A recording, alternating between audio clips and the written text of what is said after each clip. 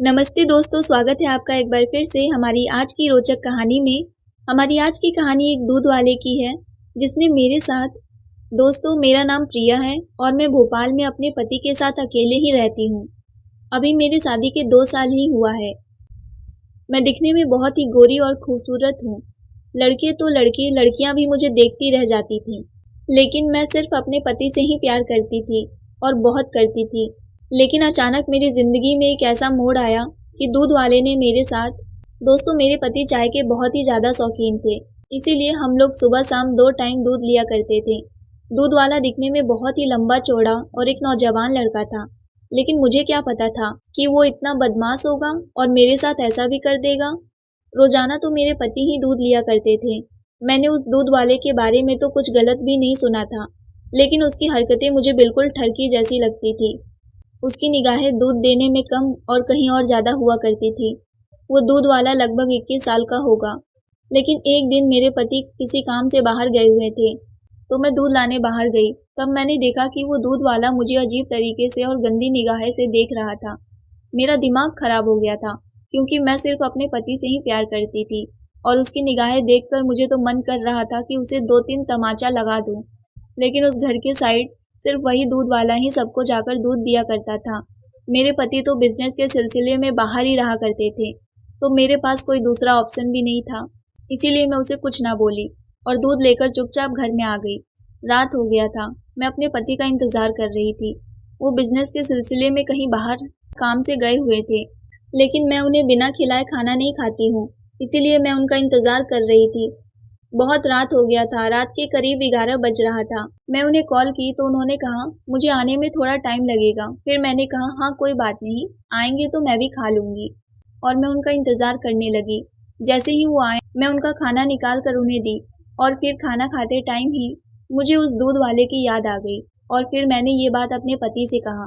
तो मेरे पति कहें अच्छा, तो जब वो तुम पर गलत निगाहें से देखा तो तुम कुछ नहीं बोली? मैंने कहा मैं इसलिए उसे कुछ नहीं बोली।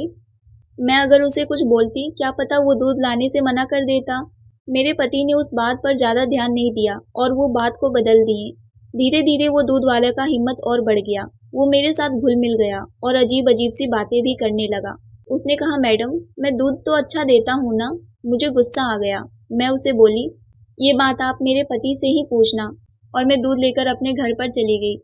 आज फिर ये बात मैं अपने पति से बताई, लेकिन मेरे पति ना जाने क्यों मेरी बात को टाल दिया करता था। फिर मैं ये बात भूलकर किचन में खाना बना रही थी।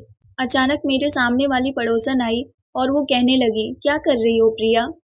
मैंने कहा कुछ नहीं, बस खाना बना रही हूँ। आप बताइए, बहुत दिन बाद घर पर आई।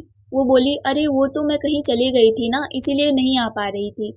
अच्छा सुनो, मैंने सुना है कि तुम्हारा पति एक अच्छे दूध वाले को जानता है और वो दूध में कोई मिलावट भी नहीं करता। मैंने कहा अरे वो अच्छा लड़का नहीं है। तभी मेरी पड़ोसन बोली क्या? मैंने कहा नहीं नहीं, मुझे नहीं पता इस बारे में, आप मेरे पति से बात कर लेना। वो बोली चलो ठीक है, कम से कम इतना तो बता दो कि वो दूध में मिलावट करता है या नहीं। मैंने कहा नहीं, वो दूध में पानी तो नहीं देता है। अब कितने का दूध दे रहा है या दे पाएगा कि नहीं, आप मेरे पति से बात कर लेना, वो आपको बता देंगे। वो पड़ोसन बोली ठीक है, चलो तुम खाना बना लो, मैं शाम को आऊंगी। मैं बोली ठीक है। फिर मैं अपने काम में बिजी हो गई।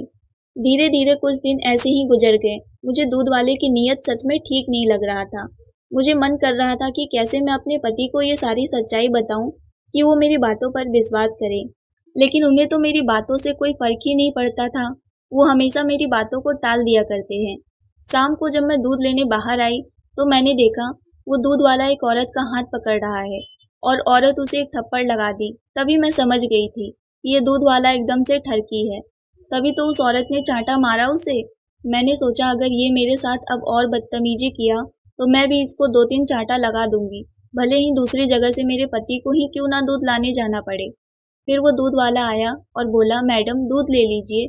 मैंने कहा तुम्हें अपनी निगाहें सही जगह पर रखकर दूध देनी चाहिए। वो बोला मैडम माफी चाहता हूँ, आपको कोई गलतफहमी हुई होगी। मैंने कहा कोई गलतफहमी नहीं हुई है, क्या मुझे दिखाई नहीं देता कि तुम कहाँ देख रहे हो और कहाँ दूध दे रहे हो? उसने मुझसे माफी मांगी कि उसकी निगाहें कहीं गलत जगह पर जा रही है। फिर उसने आगे जो कहा उससे तो मैं हैरान ही हो गई। उसने कहा मैडम मुझे माफ कर दीजिए, मैं अंधा हूँ, मैं कुछ भी देख नहीं सकता हूँ। मैंने कहा क्या?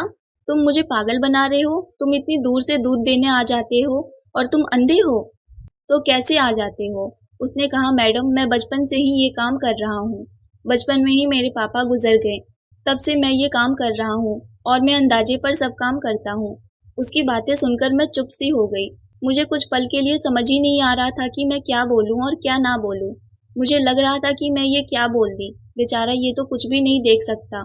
मैं ये बात सोच ही रही थी कि तभी अचानक मेरे पति बाहर आए और उन्होंने मेरे कंधे पर हाथ रखकर कहा, तुम्हें पता है प्रिया, तुम मुझे हमेशा इस दूध वाले के बारे में बताती थी, लेकिन मैं तुम्हें इसीलिए कुछ नहीं बोलता था क्योंकि ये बेचारा अंधा है और अंधे होने की वजह से इसको क्या पता कि ये कहाँ देख रहा है और कहाँ नहीं। हाँ, ये सबके साथ घुल मिल जाता है और ऐसे ही हंस के सबसे बात करने लगता है, लेकिन इसका ये मतलब नहीं है कि ये इंसान गलत है। ये बेचारा तो अंदाजे पर ही सब काम करता है। बचपन से ही इसके कंधे पर एक जिम्मेदारी आ गई थी, इसीलिए मैं किसी और से दूध ना लेकर इससे ही लिया करता था ताकि इसकी भी कुछ मदद हो जाए। मुझे अपनी सोच पर बहुत शर्म आई और मुझे बहुत दुख हुआ कि मैं एक मासूम से लड़के को गलत समझी। मैं उस दूध वाले से माफ़ी मांगी तो उस दूध वाले ने कहा, कोई बात नहीं मैडम, मैं तो बस इतना कहूँगा, किसी के बारे में बिना कुछ जाने बिना कुछ देखे उसे गलत नहीं बोलना चाहिए। क्या पता उसकी कोई मजबूरी रही होगी या फिर उसके पीछे कोई वजह। मैंने कहा हाँ भाई, मैं आगे से ध्यान रखूंगी। फिर मैं अपने पति से माफ़ी मांगी। मेरे पति ने कहा, प्रिया तुमने अपनी गलती की माफ़ी मांग ली है और जिसे गलत समझा था उसने भी तुम्हें माफ़ कर दिया है, तो अब सब ठीक है। तुम अपना दिल छोटा ना करो क्योंकि तुम्हें भी ये बात पता नहीं था कि ये अंधा है। मेरे पति ने मुझे तसल्ली दी और मुझे समझाया। दोस्तों, इस कहानी में बस इतना ही। कैसी लगी आपको ये छोटी सी प्यारी सी कहानी? कमेंट में ज़रूर बताएं और कहानी पसंद आई हो तो वीडियो को लाइक शेयर और सब्सक्राइब ज़रूर करें। मिलते हैं एक नई कहानी को लेकर, तब तक के लिए आप सबका धन्यवाद।